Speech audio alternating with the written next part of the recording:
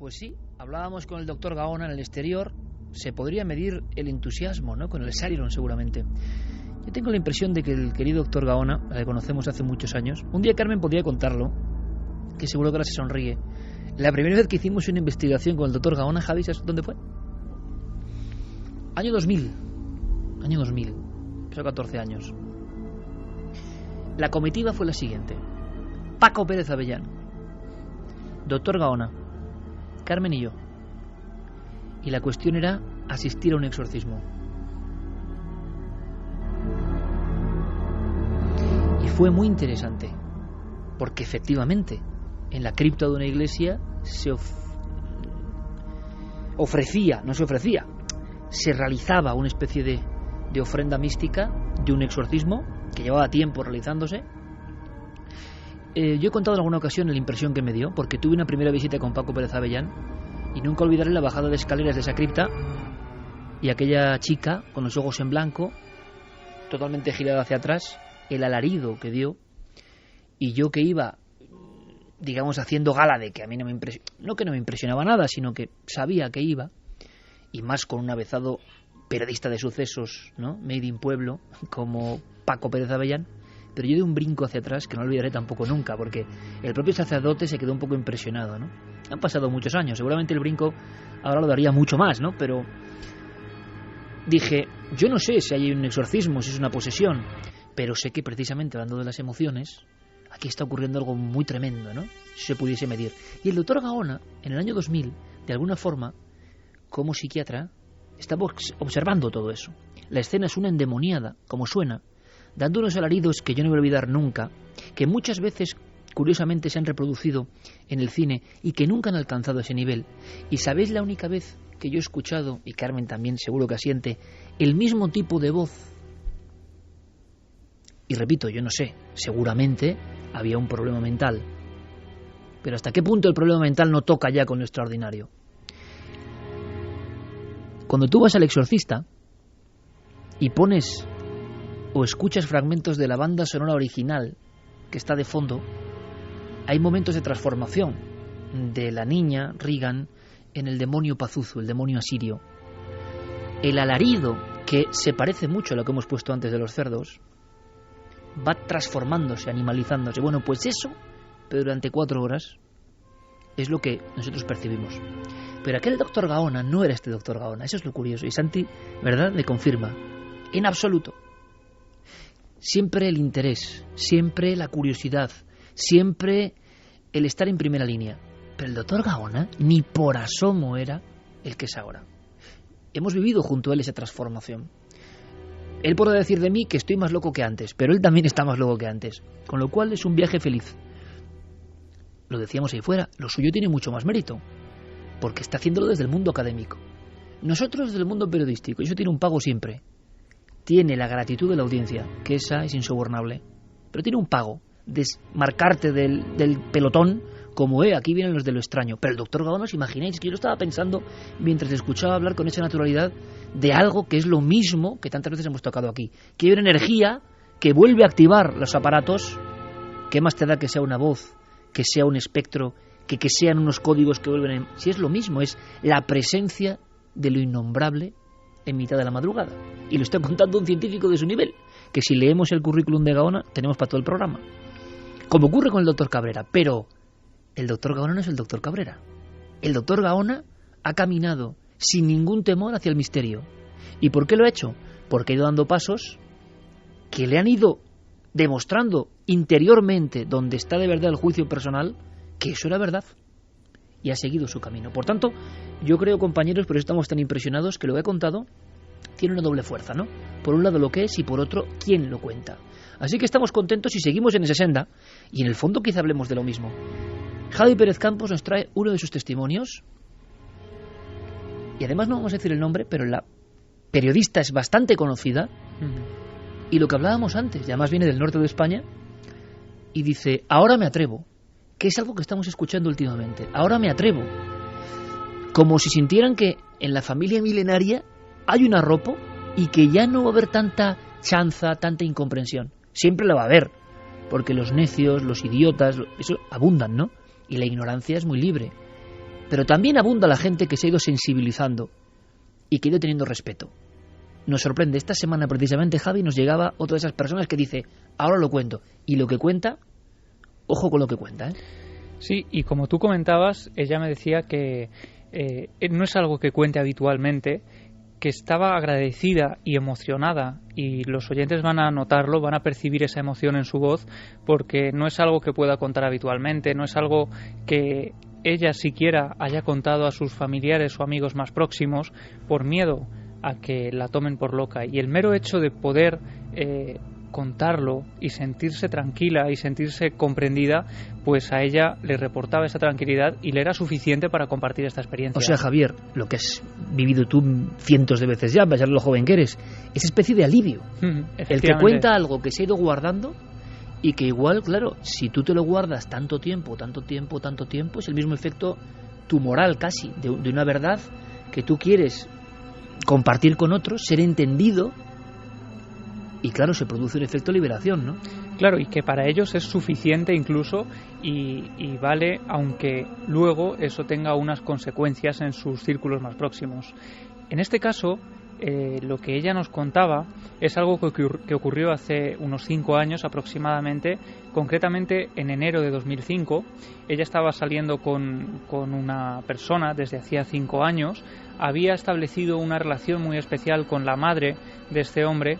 De hecho, decía que hasta tal punto que cuando había una cena familiar, por ejemplo, pues su pareja le guardaba un sitio junto a su madre, ella siempre preguntaba por ella, pasaban las horas juntas hablando, sabía que esta mujer mayor, una anciana que había vivido tantas cosas, tenía un conocimiento muy especial de la vida que a ella le enseñaba en cada conversación, en cada diálogo, hasta el momento en que esta mujer empieza a enfermar por cuestiones de la edad, empieza a perder salud hasta que acaba muriendo. Si quieres, vamos a escuchar, Iker, cómo es ese momento y algo tremendo que ocurre justo en la noche de su muerte.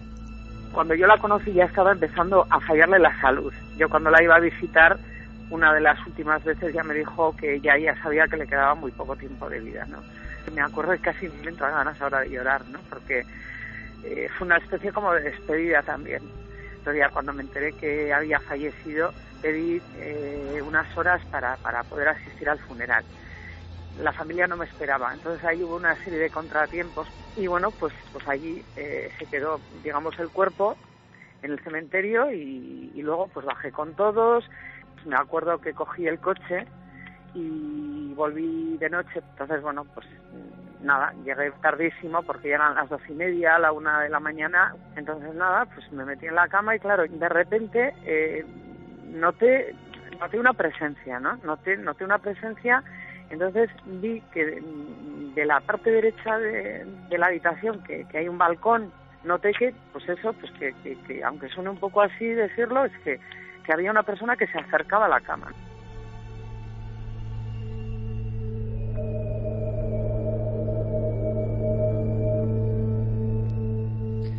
Y en la penumbra del dormitorio, esta mujer llega a distinguir unos ropajes oscuros como de luto, llega a distinguir un pelo que le recuerda precisamente a esa mujer que acababa de enterrar unas horas atrás. La vi perfectamente, con su moño, con un moño recogido, con vestida de negro. Claro, yo en ese momento, cuando vi que estaba sentada y que me estaba mirando, y que entonces yo me salió de dentro empezar a hablarle, ¿no? Entonces yo le decía, ¿te das cuenta lo que han hecho? Y ella asentaba con la cabeza con una cara de dolor tremendo.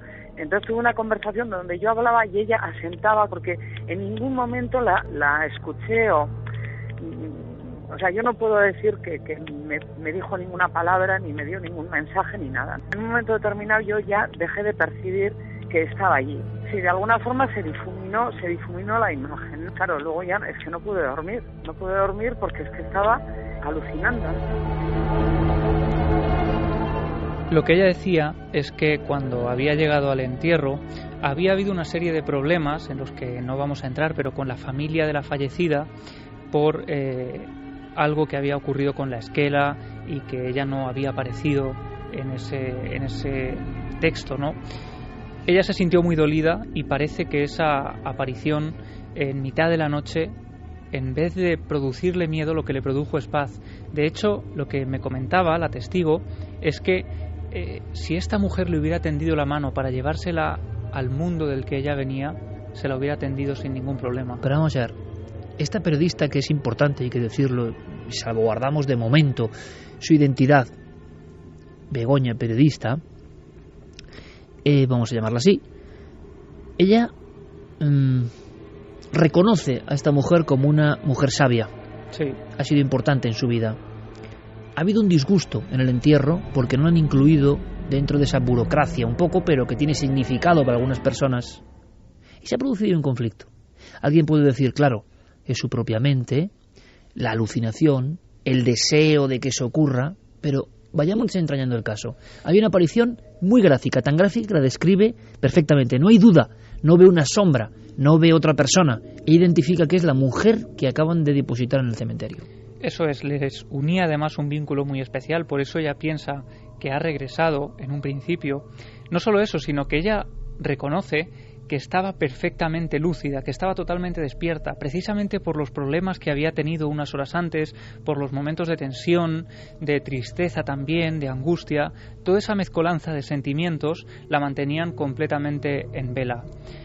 Pero claro, ella se planteó, como periodista que es, intentando racionalizar aquella experiencia, si no hubiera sido quizá fruto de su imaginación, que su mente hubiera participado en esa visión, en esa experiencia. Pero claro, cuando unas semanas después vuelve a recibir una visita en su dormitorio, parece que esa duda se despeja por completo. Cuando ya de alguna forma se me había pasado al de unas semanas y tal, de repente volvió a suceder y de repente aparece otra vez por el mismo sitio, igual de la misma forma, pero esta vez estaba con una cara como de dolor. Y entonces yo me la quedé mirando y le digo, Iñesi, ¿estás aquí otra vez conmigo? Entonces ella asentaba con la cabeza. Y le digo, ¿qué te pasa, Iñesi? ¿Estás dolida? ¿Pero qué quieres que haga yo?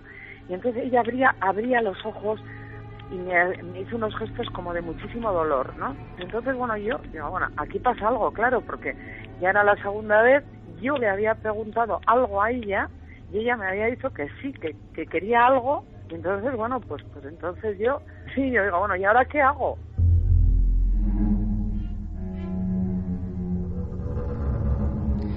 El tiempo de esa visión dura aproximadamente unos 10 minutos. Ella lo ve completamente lúcida una vez más. 10 minutos, has dicho. Sí, dice que a ella se le pasa como un instante prácticamente, pero que efectivamente pudieron ser unos 10 minutos con esta mujer haciéndole esos gestos completamente diferentes a los de la primera vez. Esta vez ella intuía que la difunta le estaba intentando pedir algo.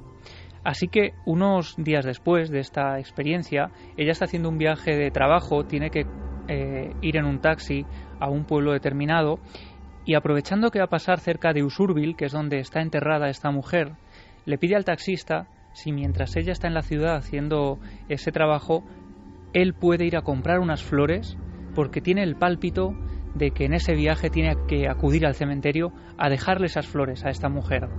Así que lo hacen así, el taxista compra esas flores, cuando la mujer regresa al vehículo, él decide pues viajar a ese cementerio de Usurbil. Llegan por la tarde a una hora en la que el camposanto está prácticamente vacío, y es allí cuando ella descubre quizá la intención de esta mujer que había fallecido.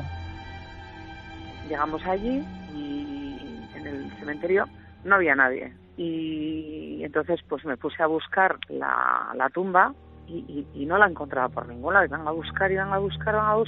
Dices, pues no la encuentro y me voy, ¿no? Pero no, o sea, yo quería, de alguna forma, tenía una fuerza interna que me estaba empujando a llegar hasta el final. Entonces llamé por teléfono al ayuntamiento. El que me cogió el teléfono me dice, quédese un momento porque va a subir una persona para allí. Entonces al de 10 minutos llegó una persona y me dice, le digo, no, es que estoy intentando dejar este ramo de flores para Iñasi, pero es que no encuentro dónde está enterrada. Y entonces se me queda y me dice, no sabe lo bien que nos viene, que venga usted aquí hoy, porque es que llevamos desde que ha fallecido, está todavía sin asignar sin ser enterrada definitivamente, porque es que la familia todavía no ha hecho nada. Entonces, hoy mismo les voy a llamar para decirles que han venido a dejarle unas flores y que me he tenido que quedar yo con el ramo de flores, que no se lo puedo poner. Y le digo, ¿pero qué me está diciendo? Porque claro, yo es que no daba crédito porque realmente ahí es donde me di cuenta ella, lo que me estaba diciendo a mí, lo que quería ella que hiciera por ella.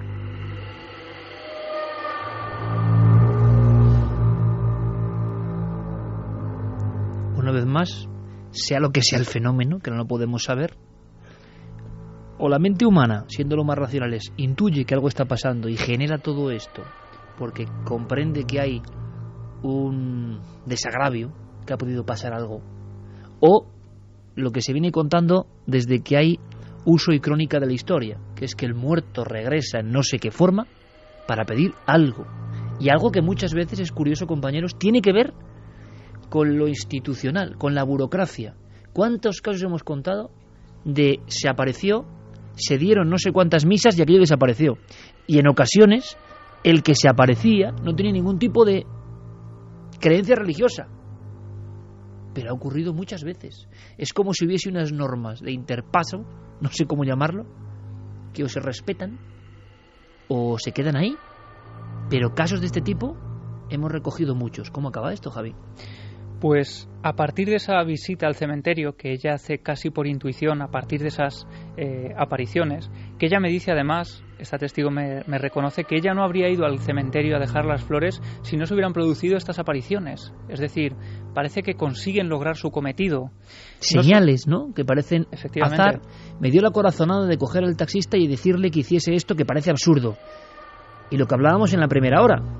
Y quién sabe si hay mensajes o redes que nos dan informaciones que no asimilamos racionalmente y los convertimos en corazonadas. Hice esto porque no sé qué. Igual hay una razón que desconocemos completamente, ¿no? Sí, ella lo hizo además todo sobre la marcha, todo improvisado, hasta el punto de que manda al taxista, con el que ya tenía confianza de tiempo atrás, a comprar esas flores.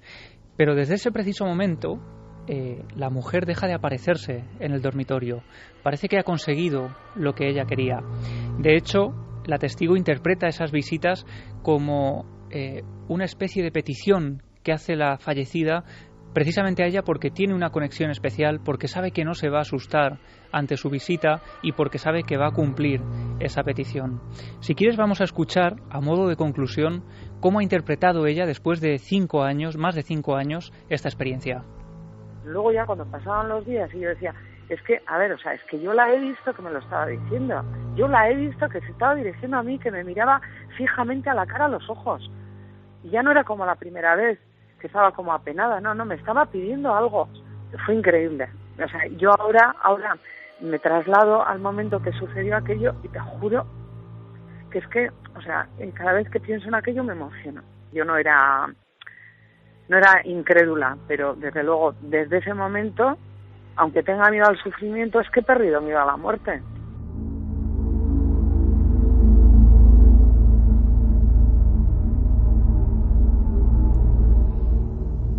Conclusión muy rotunda, que también acompaña muchas de estas apariciones cuando son tan rotundas, ¿no? Hace no tanto tiempo hemos hablado de los retornados.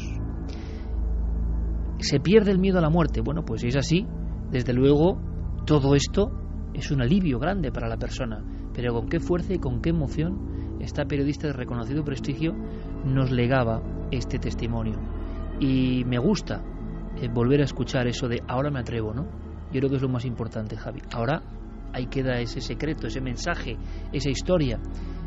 Yo no sé si la familia llegó a saber que todo esto estaba pasando, ¿no? No, ella no se atrevió, no quiso contarles nada, también por eso que había ocurrido antes. Y bueno, ella dice que a raíz de nuestra llamada va a intentar saber si finalmente enterraron a esta mujer en el lugar donde tenía que ser enterrada, y desde luego nosotros le agradecemos enormemente la confianza que ha puesto. Pues ahora proseguimos casi reflexionando sobre esta aparición y hablamos de otra cosa brevemente, una entrevista de Diego Marañón que en parte tiene que ver con las flores, lo vais a ver. Toda la actualidad en torno a nuestros programas en navedelmisterio.com, el portal hacia lo desconocido. Búscanos también por Nave del Misterio en Twitter, Facebook y Google+. Porque a lo mejor yo cuando escucho a Lisa pienso, a lo mejor el cielo suena así. A lo mejor suena algo parecido así. Unos cánticos, ¿no? Lejanos pero cercanos al mismo tiempo. Un lugar afable, seguramente. Casi, convencido estoy de ello. Y en el cielo, por lo menos de los herejes y de las figuras extrañas, hay personajes fundamentales. Diego Marañón consigue lo imposible, que es entrevistarlos. ¿Con qué objetivo? Con que hasta los más jóvenes recuperan el interés por algunas biografías que ya en muchos casos, aunque fueron importantísimas, han acabado en el olvido. Y hablaba de flores. Hay un lugar que seguro que conocéis en Roma, que es el Campo di Fiore, ese mercado siempre bullicioso, siempre con las flores, Recoleto, maravilloso. Y de pronto, amigos, en mitad de ese colorido, en mitad de esa poesía de la Roma, un poco de los romanos, no tan turística, en mitad de esos mercadillos, uno casi da un resuello. Yo la última vez iba con Carmen y con Javier Sierra, y nos quedamos una figura, un encapuchado, una especie de fantasma, de piedra, de pronto en mitad de esa plaza. Y uno dice, ¿por qué, no? ¿Qué contraste? Además, ensotanado, encapuchado, depende desde qué ángulo se le mire, causa estremecimiento. Cuando uno se gira, comprueba que hay un sabio, pero un sabio herético, un sabio que fue demasiado lejos, un sabio que fue ajusticiado, un sabio que por las cosas que dijo, cuando se le ajustició, cuando se le quemó vivo, le cosieron la lengua. Y sin embargo es una de las figuras fundamentales del pensamiento, pero también un poco olvidado. Es el hereje clásico absolutamente, a contracorriente de todo y de todos. Habló de extraterrestres cuando nadie osaba ni pensar en el término. Era demasiado arriesgado este individuo. Y Diego Marañón consigue aproximarnos a él. ¿Cómo estará don Giordano Bruno en su cielo particular? Tenemos un enviado especial que nos lo cuenta.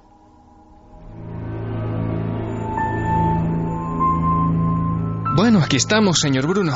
¿Sí? ¿De dónde dice que viene? De Milenio 3. Es un programa de la SER. Ah, sí. Algunos de los que han llegado hace poco me han hablado de ustedes. Espero que bien.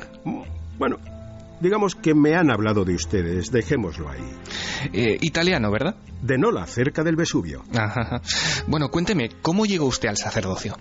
Pues mire, casi sin darme cuenta. Me ingresaron en 1575 en aquella especie de prisión angosta y negra. Pero enseguida me di cuenta de que muchas cosas del convento no me convencían. ¿Por ejemplo? Las efigies de los santos en mi celda. Demasiadas. Lo único que dejé fue un crucifijo. Y claro, como se imaginará, aquello con 17 años, pues ya no gustó.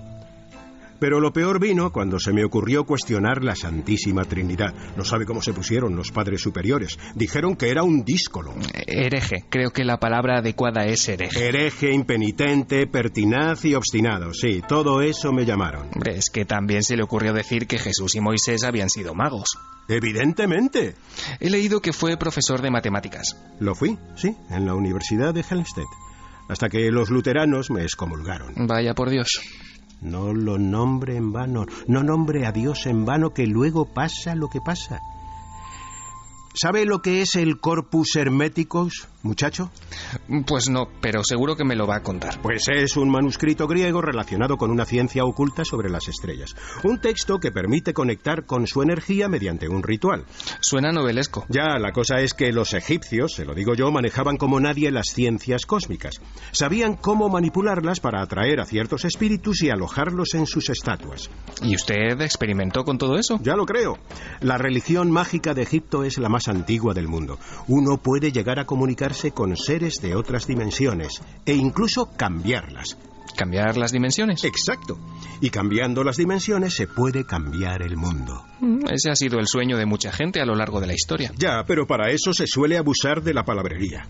Mire, cada uno debe obligarse a sí mismo a desarrollar sus facultades más allá de los límites conocidos. En cada hombre, en cada individuo, se contempla un mundo, todo un universo. Oiga, ¿sabe que para haber vivido usted en el siglo XVI tiene unos planteamientos sorprendentemente actuales? Sí, creo que me adelanté unos siglos. Pero hablo en serio.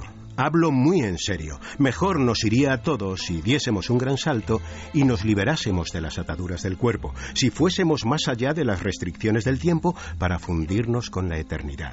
Solo así se entendería la grandeza de Dios. Eso me recuerda, en parte, a la perspectiva de Edgar Mitchell desde la Luna, a lo que él describía como un episodio de epifanía. ¿Mitchell dice? Pues no tengo el gusto. Bueno, seguro que él sí que ha escuchado hablar de usted. Oiga, vayamos al grano. Ya me ha quedado claro que era usted un inconformista y un rebelde, pero exactamente, ¿qué fue eso tan grave que dijo usted para que le quemasen vivo? Pues hombre, decir no dije mucho porque no me dio tiempo. Pero básicamente se me ocurrió plantear que la Tierra gira alrededor del Sol y que el universo es infinito. ¿Solo eso? Sí, eso, y que en el espacio hay un sinfín de constelaciones, soles y planetas. Y que solo vemos los soles porque generan luz y que los planetas nos resultan invisibles porque son pequeños y oscuros. Bueno, pero todas esas cosas son verdad. A mí me lo va a decir. Pero no vea cómo se las gastaba la Inquisición entonces. ¿La española? La romana, que para el caso es lo mismo. Y encima, hasta el siglo XIX no admitieron que habían sido ellos. Primero me queman vivo, para terminar con mi lamentable vida, dijeron. Y luego, al cabo de 3 siglos, me dedican una estatua en mitad de Campo dei Fiori. A la misa en mi memoria acudieron 30.000 personas. ¿Se lo puede creer? Estoy hablando con usted que lleva muerto más de 400 años. Yo ya me creo todo.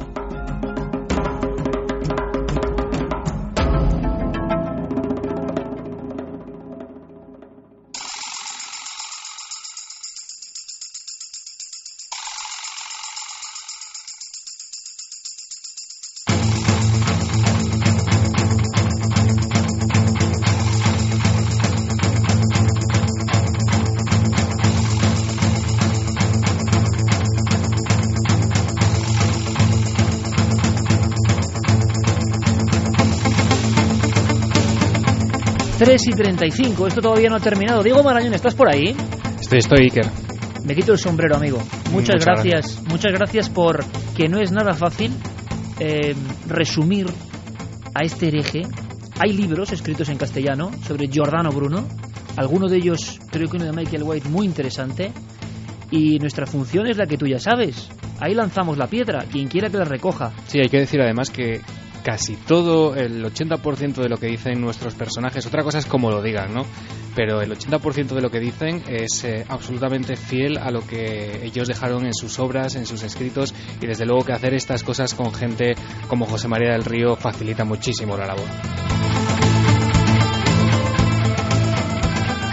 Pero no te quites mérito, compañero, porque no es sencillo. Ahora muchas personas, estoy seguro, lo que decía Santiago Camacho, estoy seguro, el Big Data, que hay, no sé el número, pero mucha gente que ahora en Google está tecleando Giordano Bruno. Y eso en el fondo es hacer un pequeño homenaje a aquellos que fueron, fijaos lo que es el pensamiento único a veces, ¿no? Y lo que es la verdad establecida, sea religiosa, sea científica, sea dogmática de cualquier tipo. Lo quemaron vivo y le cosieron la lengua. Hablaba de hermanos en las estrellas, hablaba del hombre que podía fundirse con esa eternidad o esa luz del otro lado. Hablaba de cosas que eran incomprensibles. Nació demasiado pronto. Hay muchos de estos no iluminados, sino auténticos viajeros del tiempo. Si vais por Campo dei Fiori, hacer una cosa que nosotros hicimos. Coger una de esas flores. Los turistas van con ellas. Pero alguna, dejádsela a los pies a Giordano Bruno. Porque representa perfectamente lo que es el espíritu milenario inconformista, preguntarse las cosas. Algunos, por preguntarse tanto, fueron al otro lado, pero por la vía del fuego. Aunque yo estoy seguro que Giordano Bruno sabía en el fondo que hacía lo que tenía que hacer. Algo quizá más poderoso que él le obligaba. Diego, mi enhorabuena. Gracias, compañero. Gracias, Iker. En el fondo, chicos, no hay mucha diferencia entre lo que decía Giordano Bruno, si lo pensáis, y lo que contaba el doctor Gaona antes, que trascendemos, que conectamos con energías que no conocemos, que la realidad es mucho más compleja de lo que nos han contado. Y al pobre Giordano Bruno lo quemaron porque decía cosas que luego eran verdad, que han tenido que pasar 500 años, ¿no? Que ya no se quema a nadie, en algunos lugares sí, pero en el mundo occidental no. Pero ¿a cuántos estarán quemando por herejes? Quemando mediáticamente, quemando con el desprestigio, quemando con la risa y están diciendo cosas que dentro de 500 años resulta que serán verdad. Vámonos a Roswell, Santi. Pues sí, Iker, porque da igual cuántos años llevemos dedicados a esto, Roswell siempre vuelve. Y Roswell ha vuelto con una historia además que es nueva, pero te sonará. Resulta que un investigador del tema Roswell, que se llama Tom Carey, que ha escrito un par de libros sobre el tema, pues se ha descolgado con lo que parece una noticia asombrosa. Dice que a lo largo de sus investigaciones tuvo ocasión de conectar con una pareja de ancianos tejanos, concretamente ella, de la que solo da el dato de que a pesar de su avanzada edad sigue teniendo licencia de piloto, debió de trabajar en los servicios de inteligencia norteamericanos durante la Segunda Guerra Mundial y trabó amistad con ellos, y como regalo especial le dieron una diapositiva. Esa diapositiva contiene lo que, según Carey, es la imagen del extraterrestre recuperado en Roswell. Pero ojo, Santi, importante, porque como en las últimas fechas ha surgido que si trabajador del Área 51 muestra un humanoide, que vamos, no hay quien se cree el humanoide ni... No, de hecho, el humanoide en cuestión del trabajador del Área 51 te puedo certificar que es un muñeco, y te puedo certificar que es un muñeco porque el muñeco ha aparecido, es decir, el muñeco del que se tomó la fotografía está... Pero está como ya siempre, localizado. vamos, como siempre, nadie da esta noticia pensando en que de verdad, bueno, y si alguien lo hace es que no está en sus cabales.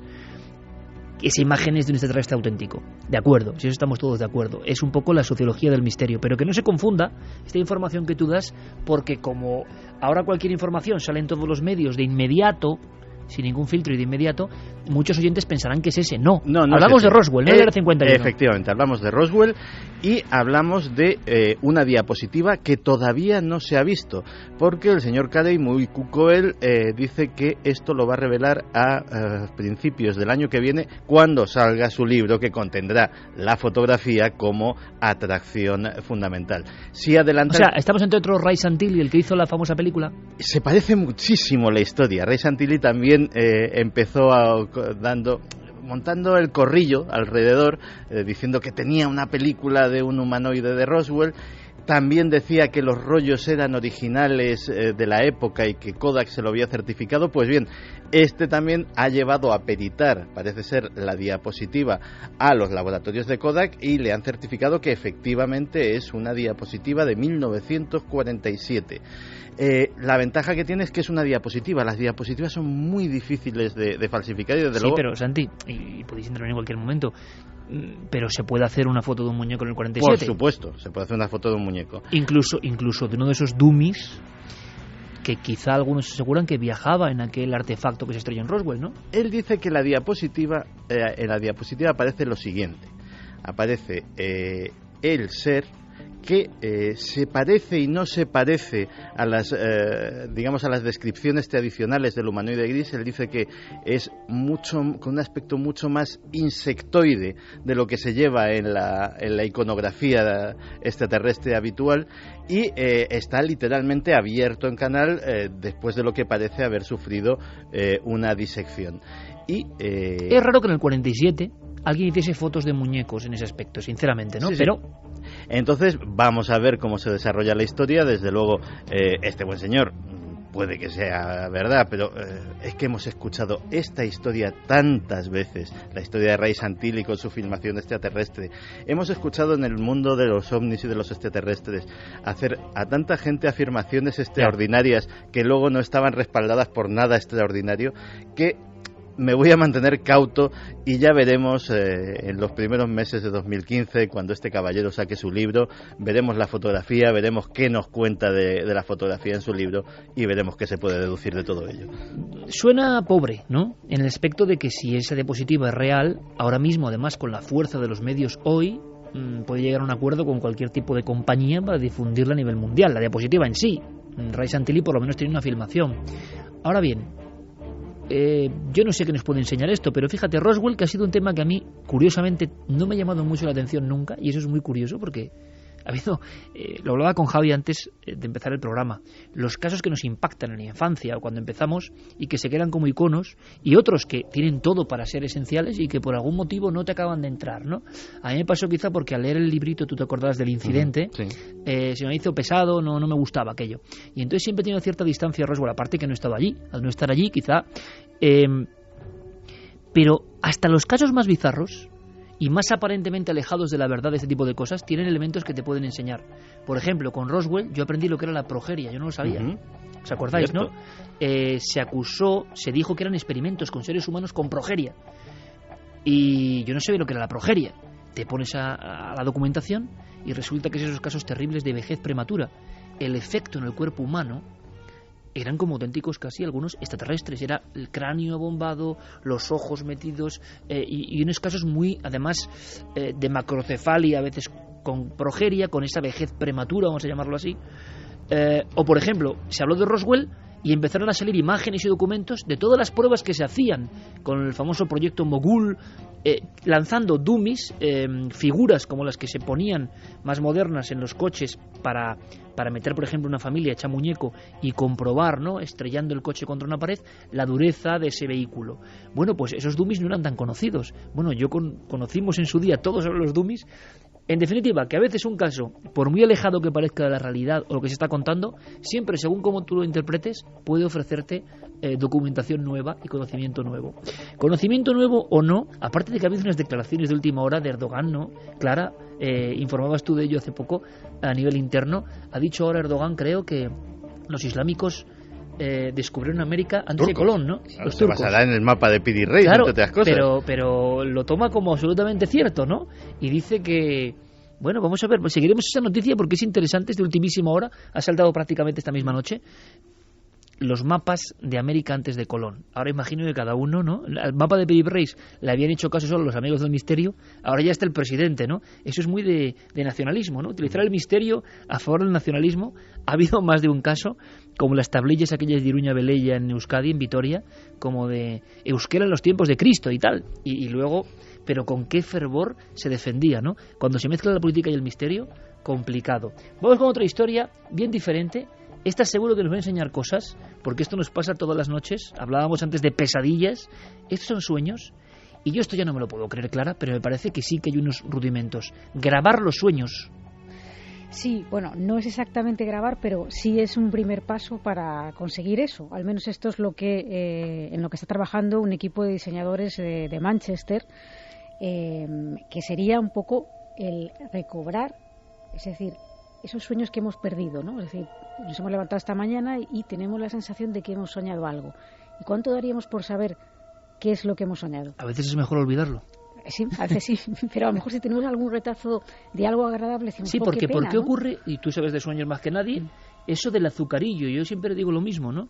El sueño aparece vívido en la mente cuando te has despertado, sobre todo si es impactante, y de pronto hay un episodio de disolución que es la tarde y ya no te acuerdas del sueño. Sí. La actividad es un enemigo del recuerdo de los sueños. Eso lo tengo. Cualquier tipo de actividad. Cualquier tipo de actividad, es decir, si hay que intentar recordar un sueño, lo último es lo que se hace. Es decir, levantarse de la prisa y corriendo, salir corriendo, ir a trabajar. Y ya en el trabajo dices, ¿y qué había yo soñado? Claro, sé que me ha impresionado, pero no me acuerdo. Y de repente a lo mejor tienes una especie de imagen, un retazo, ¿no? Un retazo que te dice, bueno, ay, no, si yo he soñado con una taza de café, ¿no? Por ejemplo.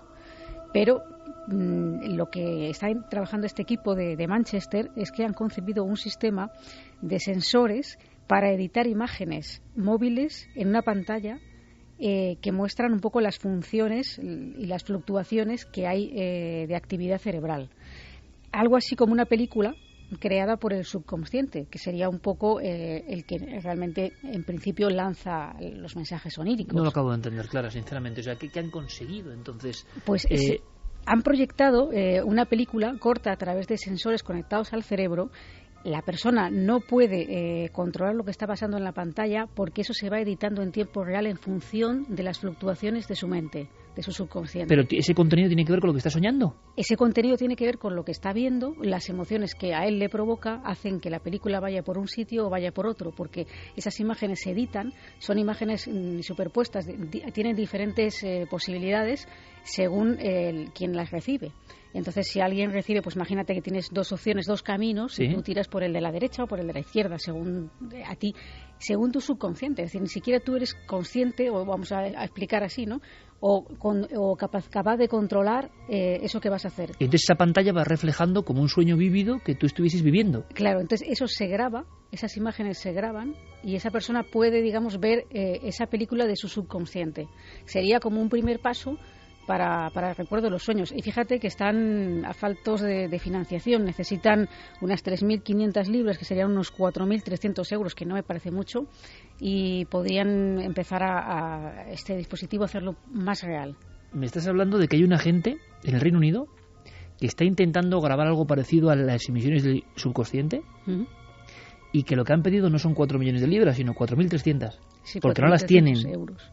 Sí. Ahora hacen una campaña hasta por haga usted la tortilla más grande, yo que sé, y lo reciben. Sí, están en internet, en una página y... Bueno, pues oye, yo animo a los milenarios a que de verdad, no sé, es que ahora hacen financiación conjunta a todo el mundo para cualquier bobada también, ¿no? O sea, me parece que es una cantidad ridícula para lo que podría ser esto, ¿no? Es que hace poco, Santi, había una noticia impresionante de la decodificación del pensamiento.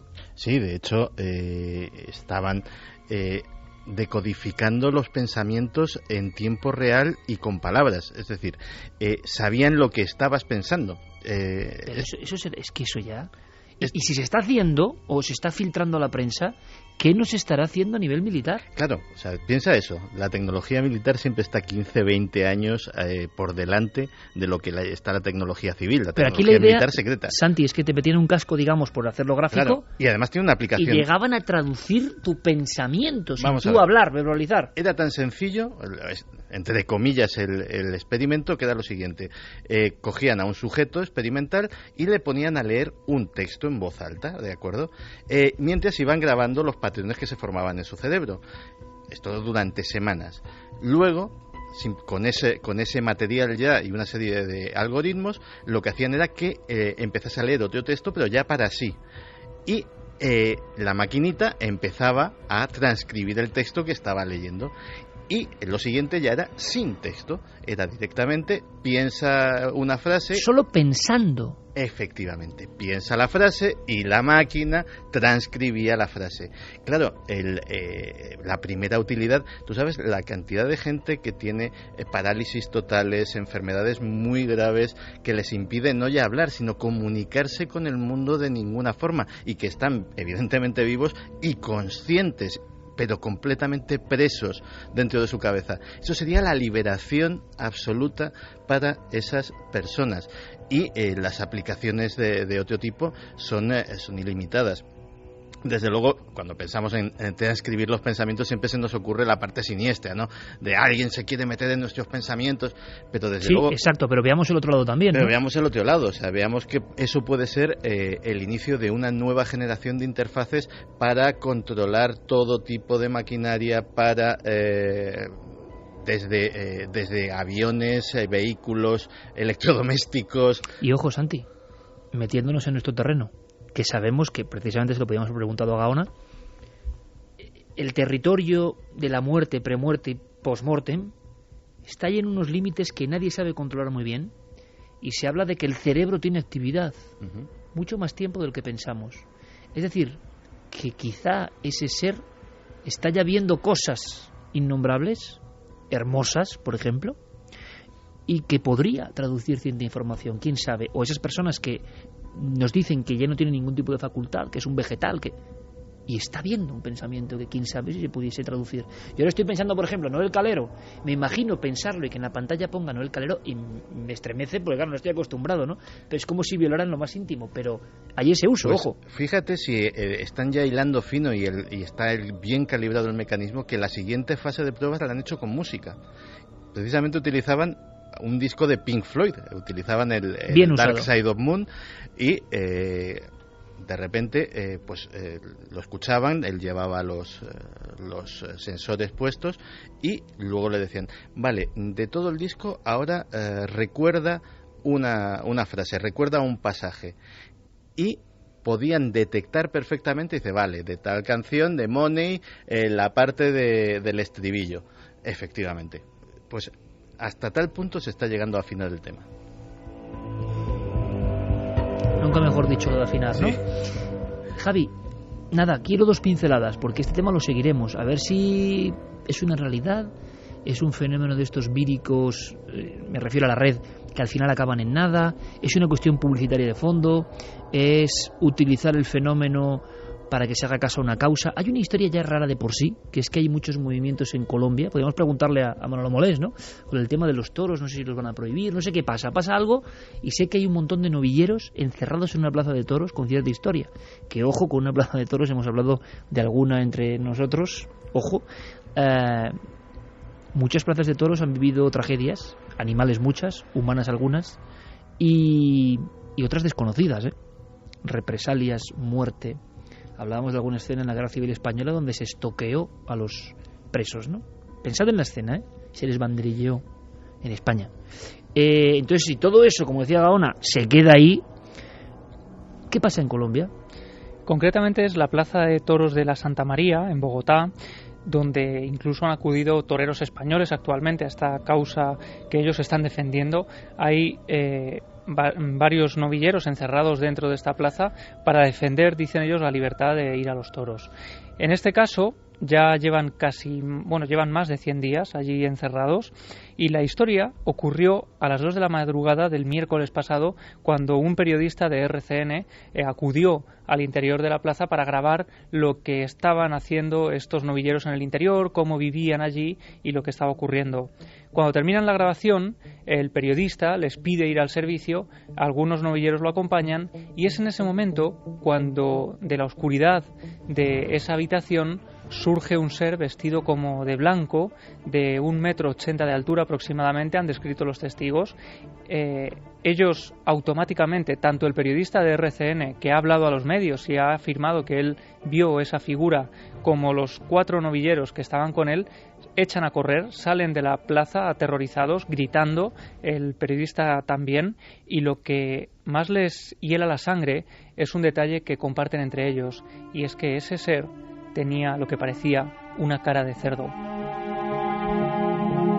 O sea, tipo Amityville también. Efectivamente, como Amityville, un cerdo a 2 patas y con esas ropas. No solo eso, sino que parece que hay una fotografía que ellos habían tomado 2 horas antes precisamente de que ocurriera este episodio, que comparten con el periodista una vez ya en el exterior de la Plaza de Toros, donde se ve, se puede encontrar ahora mismo en internet esa fotografía, pues a estos 4 novilleros, y detrás pues un personaje vestido con una especie de túnica blanca y con una cara de color grisáceo, un color muy extraño. Claro, porque decir que parece una cara de cerdo, nosotros imaginamos ya un cerdo puesto ahí, pero es como una expresión, imagino, de algo grotesco, deforme, animaloide, ¿no? Claro. No que sea una caricatura. Decían que podría ser incluso como una cara de perro, decían otros, porque tenía unas orejas como muy largas. Aquí hay ahora pues un debate sobre si puede ser un episodio de histeria colectiva. Desde luego, las personas que han hablado a los medios, tanto los testigos como este periodista de RCN, lo hacían absolutamente convencidos e impresionados. Y no solo eso, sino que todo este episodio ha servido para que ahora surjan testimonios de vigilantes de seguridad. Esta Plaza de Toros lleva 70 años en pie, pues dicen que desde hace 20... Muchos de ellos, tanto compañeros como personas que estaban allí esa noche, se han topado con extraños gritos en mitad de la noche cuando no hay nadie, golpes en las puertas o incluso, dicen ellos, el mugir de un toro. Yo no sé qué puede ser, si hay algo de realidad. Lo que vamos a hacer es encargarte de toda la información, Javier, y a ver con qué protagonistas, con qué personas, como si pusiéramos nuestro salero en particular, ¿no? ¿Qué transpira todo eso? Si es una cuestión eso de miedo, de histeria, de otro tipo de cosas, o puede haber algo de verdad, porque el lugar algo de siniestro tiene. Así que prometemos a nuestra audiencia futura información, ¿os parece? Perfecto. Pincelada. 3 y 7 minutos. Nuestro viaje prosigue, nuestro viaje continúa.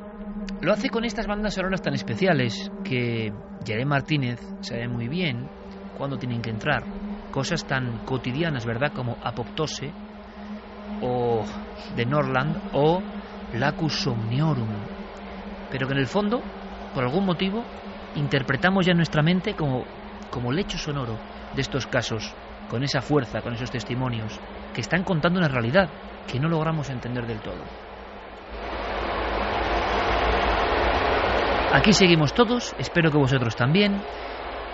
Enseguida damos paso a un montón de historias, pero evidentemente ahí fuera seguíamos hablando en la tertulia paralela de qué puede significar esto, ¿no? Decía Santiago Camacho que había muchas, digamos, fenomenologías diferentes dentro de los aparecidos, que estábamos dedicándonos solo en homenaje a ese caso de la policía vasca al caso concreto de estos oscuros. Fijaos, yo lo he comentado en alguna ocasión, el padre de cierta forma de pensar muy asociada a lo que pensamos muchos en este equipo, que es una familia de muchos pensamientos diferentes, se refirió a estudio de los oscuros, lo comentábamos, Carl Gustav Jung y su encuentro con los oscuros, pero tuvo más encuentros.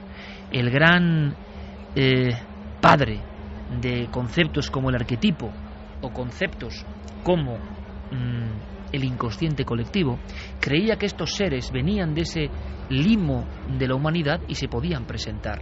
Ya no hablaba de la sombra, que es, por cierto, todos sus términos importantes, lo que proyectamos, lo oculto, lo reprimido en nosotros, que llegamos a proyectar casi como si fuese un egregor, como si fuese una energía real.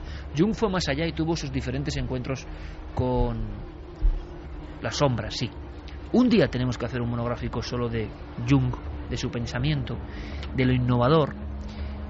A lo mejor un día Diego la entrevista, sería una buena entrevista con Carl Gustav Jung, la propongo desde ya en sus entrevistas con el más allá.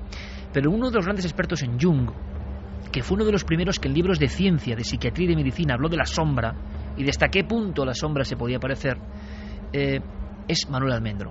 Manuel Almendro, doctor, psicología, nos habla, aunque sea brevemente, de cómo Jung no solo en su casa de Wollingen se encontró con estas mismas sombras, estas mismas que ha contado Clara o Javi, hemos contado aquí, encapuchados, un poco corpóreos, altos, no se les ve el rostro, y estaban en su jardín, y él mirando desde la ventana, lo contaba hace poco, sino que tuvo otros encuentros y escuchó hasta un mensaje. Pero aquí hay un mensaje muy importante. Según Jung, estas apariciones significan algo. Pero solo si tú te abres a ese algo, puedes ir obteniendo más información. Estos casos son muy fugaces. Tú vas en el coche y la información que tienes es un susto de muerte. Claro, ¿qué vas a tener? Recordemos lo que ha contado Daniel, nuestro confidente, entre comillas. Tú ves esas figuras cogidas de la mano que van casi como con un patín, que no corren, que a gran velocidad, y ¿qué vas a pensar? No puedes ni interactuar. Jung, como aparecían cosas en su casa de Wollingen, tuvo la fortuna y el atrevimiento de ir un poco más allá. Almendro nos lo cuenta. En el fondo es un gran personaje de la humanidad preguntándole a las sombras. Es una escena que tiene que estar esta noche también aquí. En el libro rojo de Jung explica este encuentro con las propias sombras. En un momento se le aparecen 3 sombras y le dicen que si Jung se abre a estas sombras que vienen, esas sombras le van a traer, diríamos, un conocimiento que va a tener que ver incluso entrar en la comunidad de los muertos. Fíjate que eso es una cosa realmente sorprendente, ¿no? El hecho de que se encuentren con estos espíritus, con estas sombras que para él realmente ya van a formar parte de su vida durante un tiempo, resumiendo, Jung tiene encuentro con sombras de este tipo, con espíritus, podríamos decir, a través de un proceso de imaginación activa que no era en absoluto un juego. Y Jung realiza algunas obras de estos diálogos que le producen un cambio de mentalidad. Es decir, estas sombras han interactuado con grandes figuras filosóficas de nuestro tiempo. Son las mismas. Yo os comentaba, antes de hacer esa pausa de los informativos, que uno entra en una dinámica singular, ¿no? Junto a Gonzalo Pérez Sarro, nuestro gran amigo y corresponsal en Extremadura, fuimos entrevistando a las personas que en ese pequeño pueblo, seguramente muy cercano al caso de Charo, a ese monje, hay que imaginarlo, ¿no? Uno va en su vehículo y junto al matorral o el matojo de la vía sale una figura. Bueno, esto pasó en Saucedilla. Lo que pasa es que los testigos iniciales fueron niños y entonces nadie creyó a los niños. ¿Qué va a ser? Pues cosas de niños. Hasta que ya 14 niños y su monitora en la piscina observan, porque la piscina da a una parte que es puro páramo, hacia la carretera. Y es que lo tengo aquí, porque yo he entrevistado a las personas que vieron aquello, y os hablo de que yo entrevisté a estas personas hace 20 años.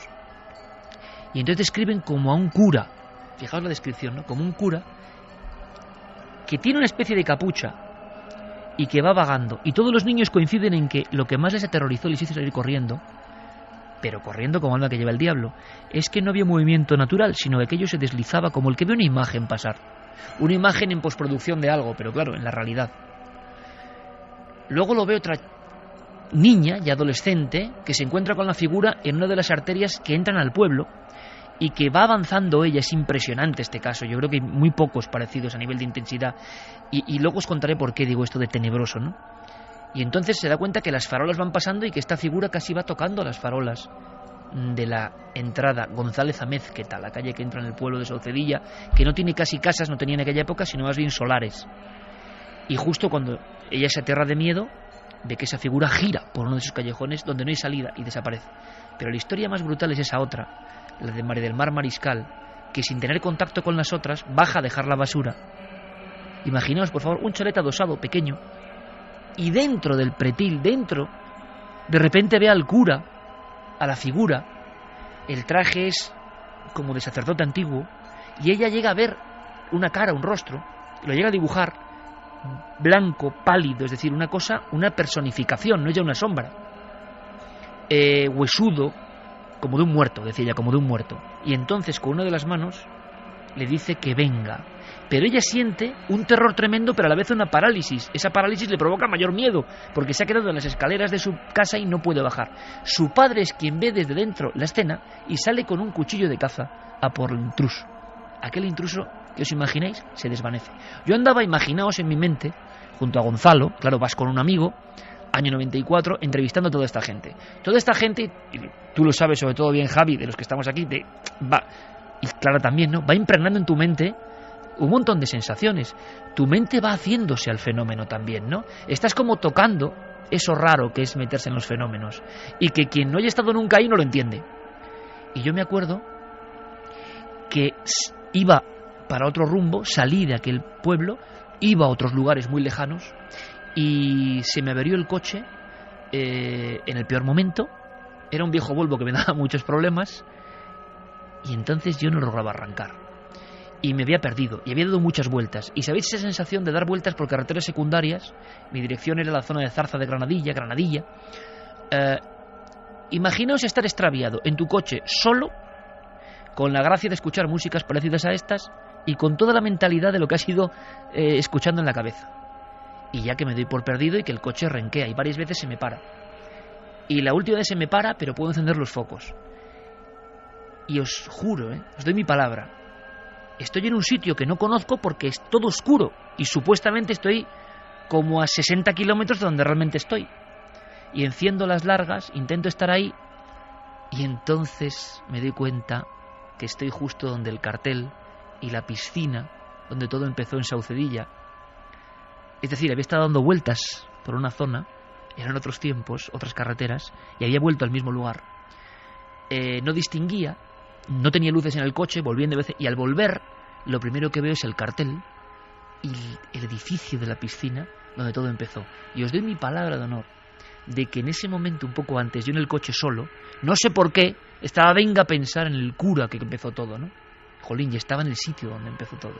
Os aseguro que pocas veces he pasado tanto miedo, porque además al coche le costó volver en sí, ¿no? ¿Por qué digo esto? Porque lo que ocurre en un coche, sobre todo a solas en la carretera, es muy especial. Tenemos una especial vulnerabilidad. Es verdad también que cualquier cosa nos puede provocar un miedo y ser un origen natural, ¿no? Una sombra, un elemento. Pero cuando estás en el mundo del misterio, por eso hablábamos de que esa zona, donde Charo nos contaba esto en el 2007, es muy especial, muy especial. ¿Qué más hemos pescado entre los testimonios de nuestra audiencia en las redes sociales, Carmen?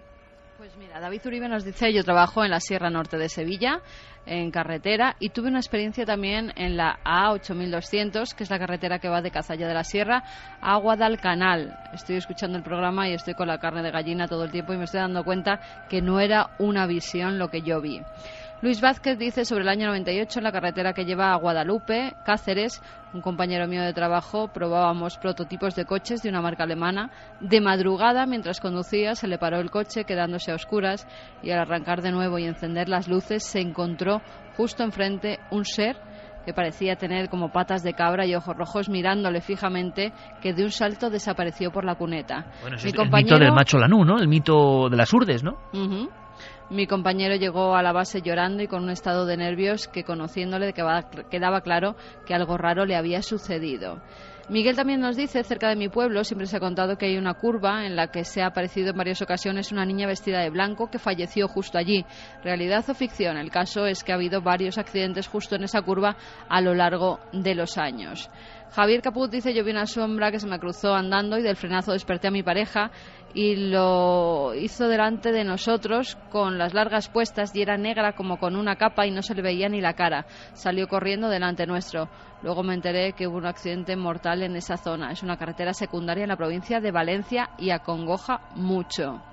También se hacen muchas preguntas. José Vicente Conesa dicen que en la base de los Alcáceres, en Murcia, hay apariciones. Está cerrada. ¿Habéis oído algo de esto? Hombre. Es del Ejército del Aire. Sí, claro, los Alcáceres, San Javier, las bases en Murcia del Ejército del Aire, donde, por cierto, los primeros casos de ovnis reportados por militares en España surgen de ahí, del año 62, justo de ahí. Ovnis, de momento, luces. También nos dice Nazaret López, lo que sea este fenómeno no lo sé, lo que tengo claro es que la mayoría de testigos no se inventan estas historias. ¿De qué serviría? Magdalena Don Marco dice: ojalá los coches de estos policías hubieran llevado cámara, sería ya la pera, como hacen en Estados Unidos, ¿no? Que graban todo las intervenciones que hacen. A ver, ¿hubieran podido grabar esa figura? Pues nunca se sabe. Yo creo que no. Yo creo que esto se lleva mal, lo daimónico, hemos dicho alguna vez, se lleva mal con la tecnología. Y muchos piensan: hombre, sí, claro, porque no hay documentos, ¿no? No lo sé. A mí me da la impresión personal, de que esto, lo que sea, elige muy bien el momento, cómo y de qué forma. Y no debe ser tan fácil de capturar. No se deja capturar tan fácilmente. Casos concretos nos han llegado muchos. Podríamos cerrar con un ejemplo. Tenemos más grabaciones, tenemos más testimonios, pero los iremos salpimentando en próximas ediciones. ¿Por qué? Porque seguro que a raíz de lo que vaya llegando hoy a las redes sociales y en comunicación hay más elementos. Esta noche es, una vez más, ahondamos en estas sombras y yo creo que es muy difícil pensar que todo esto es una imaginación colectiva, ¿no? Es muy difícil pensar. El mensaje tampoco lo entendemos muy bien. El mensaje, ¿para qué y por qué? Pues tampoco lo entendemos muy bien. Pues no lo sé, pero la última vez que hace unos años, hace ya bastantes años, hablamos en este programa de apariciones en la carretera, nos dejó un saldo en el correo electrónico de más de 1000 casos. A lo mejor esta noche tenemos una cosecha parecida. Es como pensar que son los oyentes de Milenio, de Cuarto Milenio, los que están lanzando esta información. Evidentemente, daba yo el dato, un programa de Cuarto Milenio, una cosa son las medias. En la radio no lo sé porque no se estudia de esa forma, pero en la televisión, media hora de Cuarto Milenio, media hora, digo, lo pueden ver 4,5 millones de personas cada semana, media hora. Pero estamos hablando como muchísimo de un 10% de la población, como muchísimo. O sea que hay una gran parte de la población que ni sabe de nosotros ni le interesan estos temas. Pero seguramente parte de la población que se ha vivido cosas con estos temas y que no llegan a nosotros. Todo lo que está llegando a nosotros es parte de un porcentaje ínfimo. Por lo tanto, hay una realidad permanente que está ahí fuera, la sombra sigue estando ahí fuera, se relaciona muchas veces con lugares, parece claro, luctuosos. Y luego hay interpretaciones que, ojo, yo no quiero asustar a ningún testigo, porque yo no creo que esto sea un mal augurio.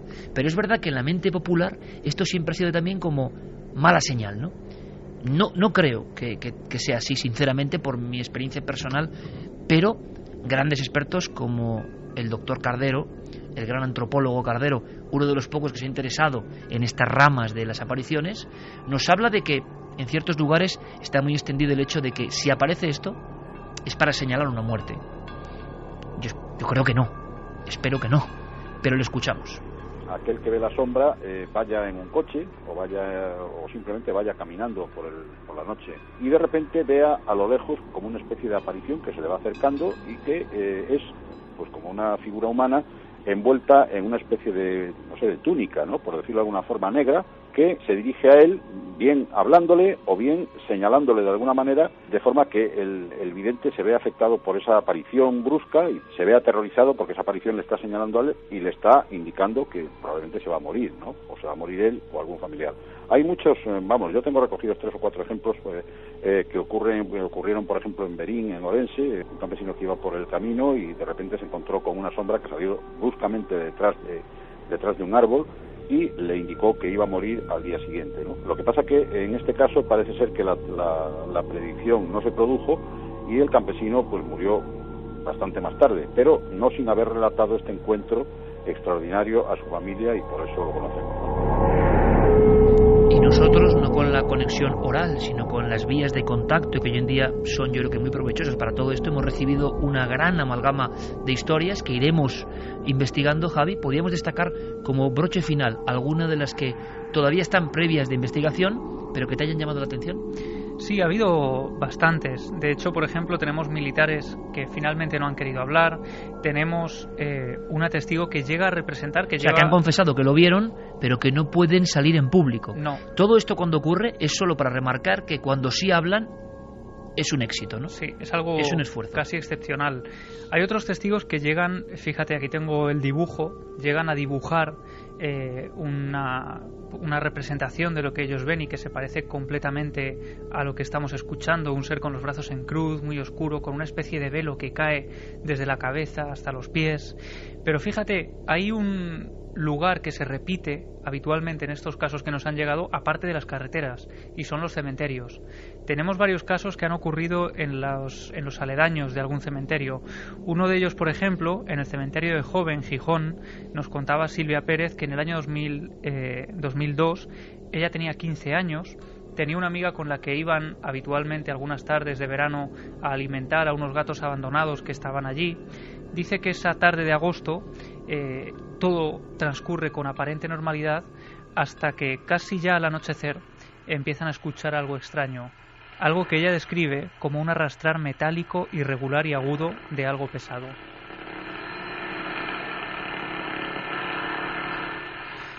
El sonido les impresiona tanto y les parece tan extraño que ellas se esconden detrás de una tumba, empiezan a mirar por los lados, por los laterales de esa tumba para ver qué es lo que está provocando ese ruido, y lo que descubren es que en el medio del cementerio, en uno de los caminos que se abren entre las lápidas, hay un ser oscuro.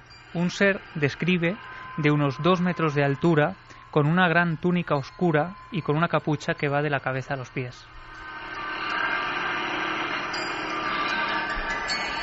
Y esa sombra, aunque no llegan a verle la cara, ya está convencida de que está mirándolas, de que está prestándoles atención, porque de repente ha dejado de arrastrar eso que lleva en una mano. Dice que lleva algo que ellas son incapaces de identificar, pero que están convencidas de que es el causante de ese sonido metálico que han estado escuchando unos segundos antes.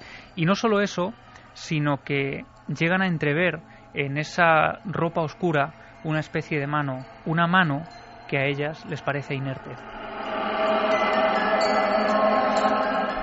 Y el impacto es tal que las dos jóvenes llegan a saltar la tapia del cementerio y se marchan de allí como alma que llega al diablo. No miran atrás y no saben si aquella figura estuvo mucho más tiempo en el interior del recinto.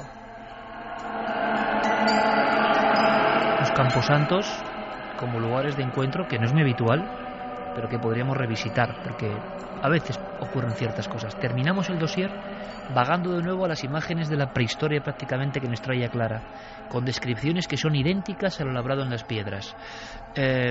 Muchos de estos lugares son puntos negros. El mismo túnel con el que comenzábamos el viaje esta noche tenía una cantidad impresionante de incidentes y de muertes. Otros lugares también. Por desgracia, en la red vial, pocas son las carreteras que no tienen accidentes mortales. Hemos solventado alguna cuestión difícil. Bueno, de hecho, fíjate, me viene a la imagen también una de las primeras representaciones de este tipo de seres, ya más moderna, en la Edad Media. En las cantigas de Santa María aparece representada precisamente la historia de un hombre que está jugando a los dados con unos amigos, que de pronto pierde, maldice a la Virgen, y entonces Dios le envía una especie de demonio que lo destripa, que acaba con su vida como un castigo. Y la siguiente escena que aparece en esa cantiga es el difunto llamando a la puerta de su padre, y las ropas que lleva son precisamente una especie de capucha y un traje que llega a los pies. Es la misma descripción de lo que hemos estado escuchando esta noche. Y el padre, al ver a su hijo con esos ropajes, no le cabe duda de que es un difunto, es un muerto que ha vuelto para indicarle dónde está su cuerpo y para que se le dé digna sepultura. Y esto que ha contado Javi, Clara, podría ser un poco el colofón final, ¿o a ti no te acaba de convencer? A ver, yo la historia sería de un fantasma que reclama algo, sí, ¿no? Bueno, sí, pero es curioso que hay un tema interesante también en cuanto a la vestimenta, la capucha, la capa, que es muy común entre los iniciados. Entre los iniciados, sobre todo, que van a someterse a esa muerte para renacer a un nuevo conocimiento que solamente unos pocos tienen acceso. Se ha visto en culturas primitivas y en culturas modernas, y no solamente en la capa, ese manto, quien accede al conocimiento puede tener esa vestimenta, sino que también proporciona la invisibilidad. En muchas mitologías está descrita esa indumentaria como una forma de protección para hacerse invisible o hacerse, digamos, más allá de lo invisible, es decir, más allá de lo que podemos ver está la muerte, ¿no? La capa del iniciado. Y estas figuras parece que están metidas ahí entre dos mundos, ¿no? Dime, Carmen. Empezamos el dossier con el testimonio de este guardia civil de Ayurdi, y me manda Guillermo León pues un mensaje de Cristina Sánchez que hemos recibido hace escasos minutos, donde nos da un dato precisamente que puede tener relación o no, quién sabe, con esa aparición. Decía, quería comentaros que esta tarde, conversando con un matrimonio de Bilbao, con quienes coincido en ocasiones para visitar monumentos porque compartimos una gran afición por el románico, tocamos el tema de los rostros de Cristo, de vuestro magnífico reportaje, y también el del túnel de Ayurdi. Me pidieron que os hiciera saber que durante la construcción de este túnel falleció un obrero en accidente. Ellos han vivido siempre en Bilbao y lo recuerdan. Podéis consultarlo en las hemerotecas. Gracias si leéis este mensaje. Pensamos que sería de vuestro interés la información.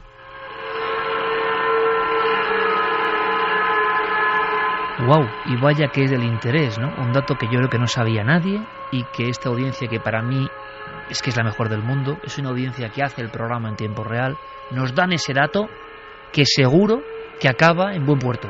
Seguro que sabemos algo. Y si esta historia, esta aparición tiene que ver con alguien que murió allí en accidente, hay muchos casos donde supuestamente hay una muerte de un obrero construyendo algo y luego se aparece en forma de sonido, de imagen, ¿no? Puede ser. Fíjate que a lo largo de este dossier he estado haciendo un pequeño experimento. Nos hemos circunscrito solo a lo que sucede en España, que es lo que conocemos bien, pero he hecho la búsqueda en inglés de seres encapuchados, hooded beings. ¿Te puedes creer que hay cientos, probablemente miles de casos en todo el mundo, en Inglaterra, en Estados Unidos, en Australia, en Alemania, y que esto es un fenómeno prácticamente global del inconsciente colectivo, que estas figuras en la carretera generalmente se ven en países tan alejados de nosotros como puede ser eso, en Australia, en nuestras mismas antípodas. Y fíjate, incluso hay tradiciones, lo que decía Cardero de estos presagios de muerte. Hay en Inglaterra una figura que lo llaman el susurrador. El susurrador es un ser encapuchado que cuando se acerca a tu muerte, se te acerca y no le ves venir, solamente le escuchas susurrarte en el oído, vas a morir, y cuando te giras lo que ves es una figura inmensa que se cierne sobre ti con una capucha bajo la que parece no haber absolutamente nada.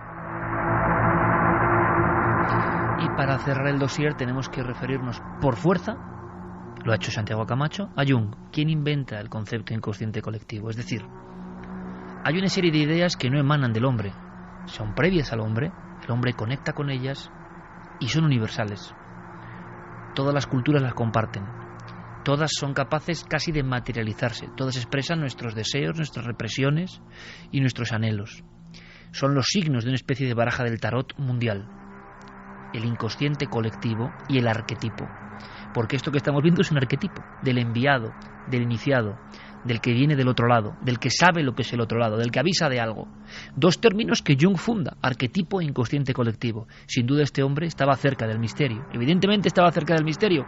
Muchos dicen que enloqueció, claro, cuando se metió dentro, como todos los que son capaces de dar el salto, dicen que enloqueció. No nos extraña, porque lo que acaba de hacer Santi es la comprobación de que esto es universal. ¿Esto cómo va a pasar solo en España? Esto es universal, evidentemente. Y el hombre siempre, desde la antigüedad, se ha enfrentado a ello. Nosotros hemos intentado aproximarnos demostrando que un caso nunca es un solo caso, sino el eslabón final de una gran cadena, de una inmensa cadena que nos lleva hasta el origen de nuestro propio misterio. Y que hasta que no desentrañemos este misterio, no nos conoceremos a nosotros mismos y a nuestro entorno. Hasta que no despejemos esta incógnita, la naturaleza mostrando estas cosas nos demuestra que somos unos bebés todavía, unos bebés en la comprensión de la realidad, porque esto sigue rondando. La realidad daimónica, como el famosísimo libro contaba de Patrick Harpur, sigue ahí. Ni la ciencia, ni el dogmatismo, ni lo material ha hecho nada por desvanecer. Hay muchos intereses en que de esto no se hable. Por eso muchas veces, y lo digo sin complejos, la televisión, los medios de comunicación, lo que aparentemente es serio, los que hablan de lo lógico y lo racional, hacen todo lo posible, con toda su fuerza, para que no sepamos de esto. Y sin embargo, cuando este equipo indaga un poco en esto, se da cuenta de que las raíces llegan hasta el principio del tiempo, y hasta el principio de la historia, y hasta el principio de la raza humana. Por tanto, esto sigue riéndose de nosotros en ese aspecto, o riéndose de los que no creen en ello. ¿Llegaremos un día al significado? Quizá todos entendamos el significado cuando sea nuestro momento, ¿no? Pero está claro que muchas personas con esa fuerza nos demuestran que esto existe, y seguramente a partir de esta noche tengamos muchos más datos en un mismo sentido, a nivel oficial, a nivel documental y a nivel del alma de las personas. Esto es una realidad. Si esto contribuye a que cuando a alguien le pasa algo tenga menos temor en contarlo, yo creo que estaremos todos muy satisfechos. Vamos a cambiar rápidamente de tercio. Lo hacemos, como no, con Enrique Vicente, el maestro, que ha tenido unas semanas así de relax y ahora viene con muchísima fuerza. Y hay que entender su columna, despierta, porque queremos despertar. Una forma de despertar es ser consciente de que desde siempre estos seres quieren decirnos algo. Abrirnos a ello puede provocarnos un conocimiento superior. ¿Por qué no? Hay que despertar. Y curiosamente, Enrique, y ahora vamos enseguida con la mesa milenaria con un montón de cosas, nos habla de algo herético, de una personalidad herética. Le escuchamos.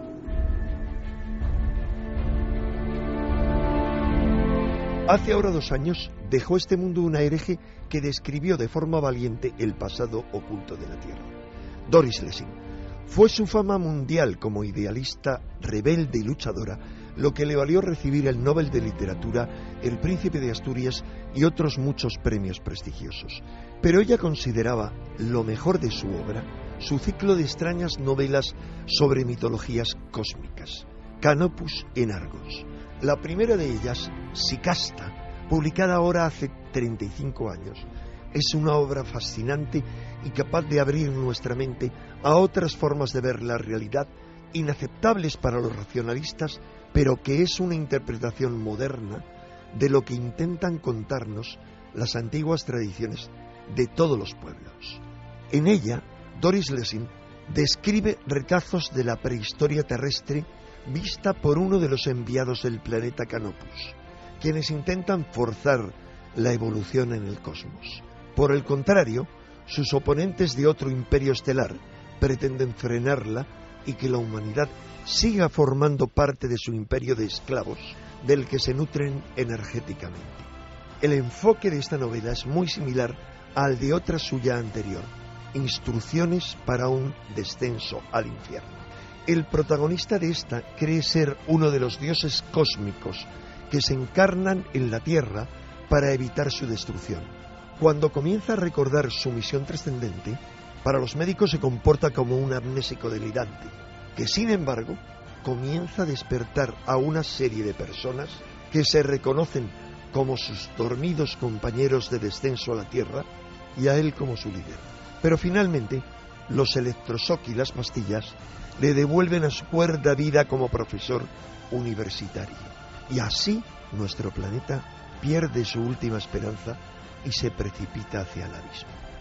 La escritora sostenía que la ciencia ficción es la rama más original de la literatura contemporánea, que sus visionarios creadores han descrito hace tiempo nuestro horrible presente cuando todavía era futuro y los portavoces oficiales de la ciencia proclamaban imposibles las cosas que hoy ocurren. Doris Lessing defendía que estas novelas han desempeñado el papel ingrato del hijo bastardo y menospreciado, capaz de decir verdades que los otros no se atreven a revelar o que su misma respetabilidad no les permite ver. Esa misma respetabilidad social que menosprecia programas como Milenio 3 y Cuarto Milenio y que consideraría esta sección obra de un loco. Pero si tú compartes esta locura, no olvides el mensaje esencial. Despierta. Y ahora, después de la reflexión y después de que Enrique haya lanzado de nuevo un nombre para investigar, que es lo importante, para seguir cultivándonos en esta vía tan heterodoxa, tan herética, vámonos con informaciones. Santi nos va a hablar brevemente de otra mortaja. No es la mortaja de estos aparecidos, es una mortaja que también sobrecoge y que está siendo noticia en la zona de guerra. Mesa Milenaria ya en acción.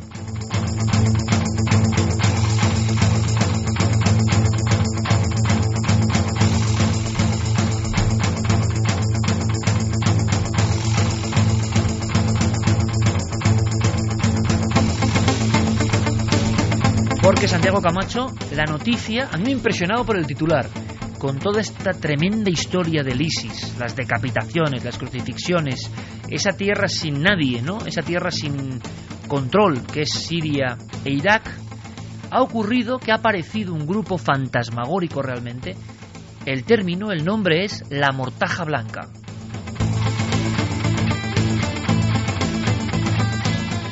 Pues este verano en la zona de Der al-Zor, que es uno de los bastiones más importantes del Estado Islámico, empezaron a aparecer unas extrañas pintadas en las paredes de muchas calles que simplemente ponían la Mortaja Blanca.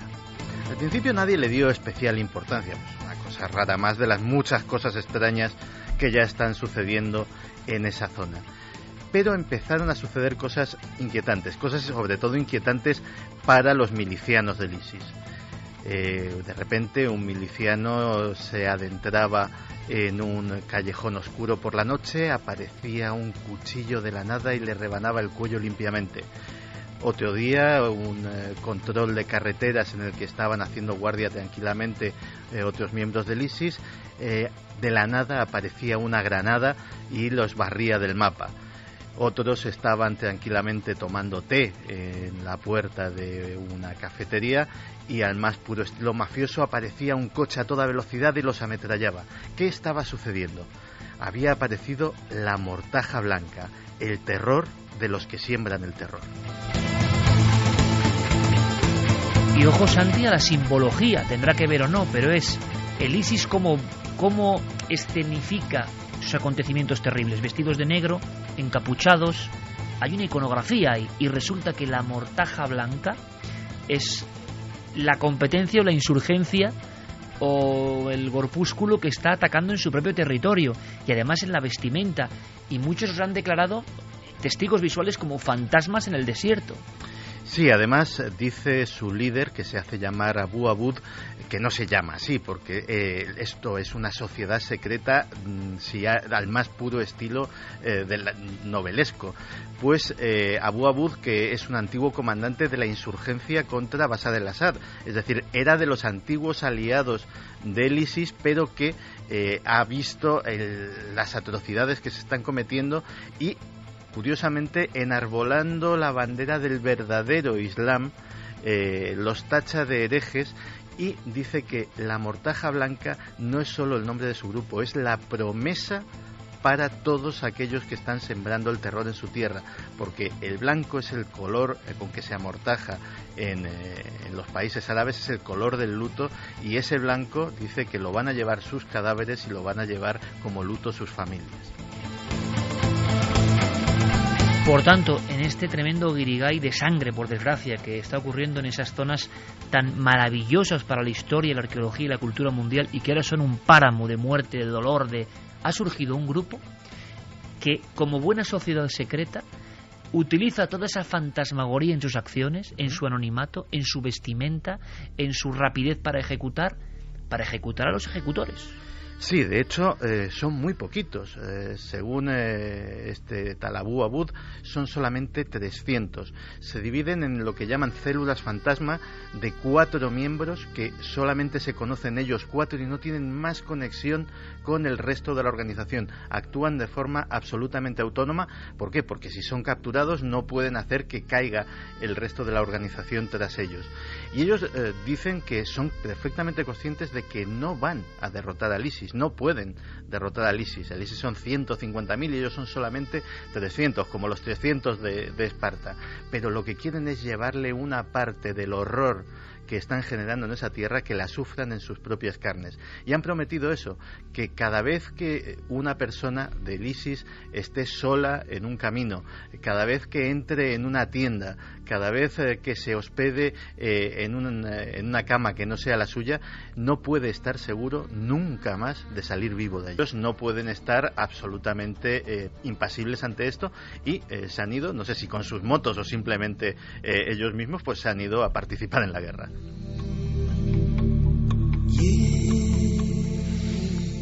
¿Qué adjetivo podemos poner a todo esto que está pasando, ¿no? Hay 2 casos sorprendentes, vamos a contarlos con cierta brevedad, pero que están ahí y que han llamado muchísimo la atención y que han coincidido en el tiempo, Carmen. Uno de estos niños que parece que recuerda una vida anterior, pero que en este caso está asombrando a los científicos. Uh-huh. Se trata de un niño de 4 años, se llama Andrew Lucas, él es de Virginia. Y está participando en un programa que se ha estrenado hace unas semanas, se llama Ghosts Inside My Child, como fantasmas dentro del cuerpo de mi niño. Y todo empieza porque la madre ve que el niño empieza a recordar una especie de vida pasada. Se asusta cuando este pequeño, recordemos que solo tiene 4 años, le pregunta a su madre que por qué le ha dejado morir en ese incendio. La madre empieza a investigar por los pocos datos que le da el niño y gracias al programa llegan a una conclusión porque les han ayudado a tirar de hemeroteca, pues con especialistas en psicólogos de niños, entrar un poco más en la historia de este pequeño, y él afirma que era un infante, un sargento de marina que murió en 1983 en una explosión. Además da una serie de datos muy concretos, no es que diga cosas a la ligera, sino que da una dirección, 860 Main Street en Sumter, en Georgia. Van hasta allí, esa dirección ya no existe. Él habla de 1983 como el año de su muerte. Da incluso un nombre, dice que murió en Beirut, en el Líbano, y que él se llamaba Val Lewis. Cuando van a Georgia hay una tumba de un sargento, Val Lewis, pero no solamente eso, el niño deja flores en esa tumba e inmediatamente, como si supiera dónde estaba enterrado, va hacia otra tumba de un amigo que pereció con él, también militar, en esa explosión en Beirut en el año 1983. Están muy asombrados porque es un niño muy pequeño, un niño al que se le han enseñado fotografías no solamente del que se supone que era él, que era un chico de 28 años, negro, y inmediatamente lo ha identificado, ha dicho que era él, sino de los amigos que también perecieron en esa explosión, con lo cual parece ser que se está hablando de vidas pasadas, de que ese niño está recordando una serie de sucesos que él, claro, ni siquiera había nacido. Dice que todo ocurrió en 1983 y el niño tiene tan solo 4 añitos. Bueno, ha habido algún caso parecido, sí. Nunca se acaba con cierta claridad, así que vamos a tirar del anzuelo, a ver qué se encuentra en este caso, si la televisión no ha deformado los hechos y si todo es una realidad. Ahora, no sé si me impresiona más el caso o que haya programas que ya se dedican a casos de niños, en fin. Bueno, así es la televisión y así son los medios. No me parece mal, ¿eh? No, depende como si surgen casos como estos y realmente son auténticos, pues desde luego... Sobre todo porque esas familias se encuentran con que no tienen ayuda por parte de nadie. Claro, esos niños están diciendo cosas, están dando unos datos muy concretos. Y el equipo se dedica a comprobar esos casos. Exactamente. Bueno, seguiremos la pista. A comprobar e incluso a sacar más datos a raíz de las pocas cosas que da un niño tan pequeño, de la poca información que da. Es un buen tema, ¿eh? Vamos a interconectar con ese equipo y a ver si nos pueden contar los casos que están investigando, porque puede ser muy interesante compartir la información. Javi, casi en titulares, ¿qué ha pasado también con una ECM? Hemos hablado mucho de experiencias cercanas a la muerte. Yo no recuerdo muchos casos de embarazadas o de personas que dando a luz de repente entra en una ECM y por algún motivo ese caso ha impresionado especialmente a los médicos. Sí, porque nos encontramos ante un caso lleno de milagros y lleno de misterio. Ella es Rubí Graupera, una mujer de 40 años de Florida que, dando a luz, sufre una embolia del líquido amniótico, ya de por sí una afección bastante inusual que ocurre una de cada 100.000 veces en un parto con cesárea. No solo eso, en ese momento la madre pierde el conocimiento y pasa sin pulso 45 minutos. 45 minutos. 45 minutos. El marido dice que la ve completamente gris, que no tiene color en los labios, que está fría como un hielo. Los médicos dicen que está muerta, están a punto de firmar un documento donde la dan por muerta y van a firmarlo también los familiares, y también van a pasar ya a apagar las máquinas que la mantenían con vida. Es entonces cuando de pronto esta mujer, el corazón de esta mujer, empieza a latir milagrosamente hasta el punto que uno de los portavoces del hospital ha dicho: básicamente esta mujer resucitó de forma espontánea cuando estaba a punto de morir. Ahora ella es la viva imagen de la propia vida. Y trae un mensaje esta mujer. Efectivamente, al principio los medios de comunicación se hacen eco de que esta mujer ha resucitado después de 45 minutos muerta, pero vuelve a salir en los medios de comunicación porque cuando empieza a hablar, para empezar, sale sin ningún tipo de secuela física, cosa que para los médicos también es otro milagro. Porque la afección en ese tipo de embolia es... Claro, es tremenda. Pues ella vuelve y dice que al principio siente una gran oscuridad, una oscuridad en la que llega a escuchar gente a su alrededor, unas voces que dicen que está haciendo movimientos involuntarios. Luego eso continúa con un olor extraño, como muy fuerte y cargado. Después recuerda que siente una presencia, nota que hay alguien cerca de ella y lo describe como una figura espiritual con una gran luz detrás y que ella inmediatamente reconoce como su padre, que había fallecido tiempo atrás.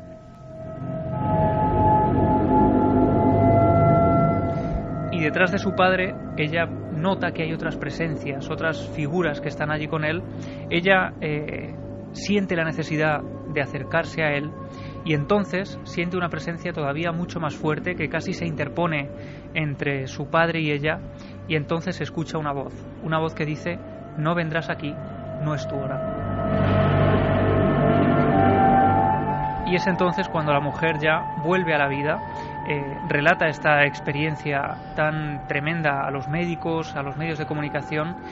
Nadie ha sabido dar una respuesta de qué es lo que ha podido vivir esta mujer, pero para ella es algo insólito, cree que ha vuelto por algo y lo que ha dicho es que no sabe por qué se le ha dado esta oportunidad, pero que está muy agradecida. Estos casos nos reconcilian con la vida, ¿no? Son como una doble oportunidad, pero si el caso saltaba a los medios porque ya estar 45 minutos muerta y volver, la resurrección entre comillas, es ya noticia, lo que nadie esperaba es que esta mujer traía además toda esta visión. Casi en teletipo, Clara, porque una mujer que tenía visiones, Juana de Arco, sometida a juicio. Juana la Loca, perdón. Sí. Juana de Arco, decía yo. Tenía visiones y una sensación de estar recluida. Ha estado además muy de moda porque esa serie Isabel ha sacado hace poco un capítulo especialmente intenso sobre esta figura de la historia de España, y tenía visiones. Siempre ha estado en la duda si tenía algún tipo de afección cerebral, si sufrió una conspiración que la enloqueció, y parece que hay un veredicto que es sorprendente, ¿no? Tantos siglos después. Sí, porque la mayoría de los historiadores coinciden en que pudo tratarse de una conspiración, o al menos esto es lo que siempre se ha especulado, ¿no? Una conspiración por parte de su padre, de Fernando el Católico, y de su propio hijo, Carlos I, para apartarla del gobierno, ¿no? Para convertirla en la loca de Tordesillas, ¿no? Sí, encerrada perpetuamente. Bien es cierto que ya hizo un episodio puntual en un momento determinado cuando su marido, Felipe el Hermoso, fallece de manera súbita, inesperada, y ella pues parece que entra en un shock muy grande y se recorre prácticamente toda Castilla durante 8 meses con el féretro de su marido y va causando el estupor y el miedo entre... Y eso le deja además el término ya para siempre de Juana la Loca, que ha pasado a la posteridad, ¿no? Exacto.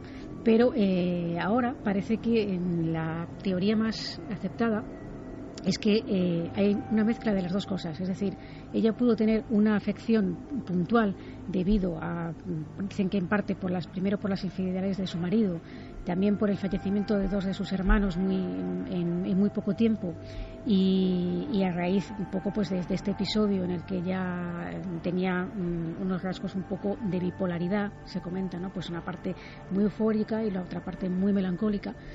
Y por otra parte estaría la teoría de la conspiración, que seguiría siendo válida, es decir, porque esa conspiración parece ser que existió, los comuneros fueron a buscarla, intentaron rescatarla y que les apoyara frente a su propio hijo. Ella dijo que no, pero la conversación que tuvo con ellos piensan, y se quedó por escrito, que ella regía perfectamente, que era una conversación inteligente y lógica, y que no padecía en principio ningún tipo de una locura que fuera destacable muy a simple vista, ¿no? Entonces se queda un poco ese halo de misterio, pero parece que esas dos teorías siguen siendo válidas, incluso porque su abuela, Isabel de Portugal, también sufrió un episodio muy parecido y también estuvo recluida muchos años. O sea, Juana la Loca ahora sería catalogada como mínimo de bipolar. Lo dejamos ahí.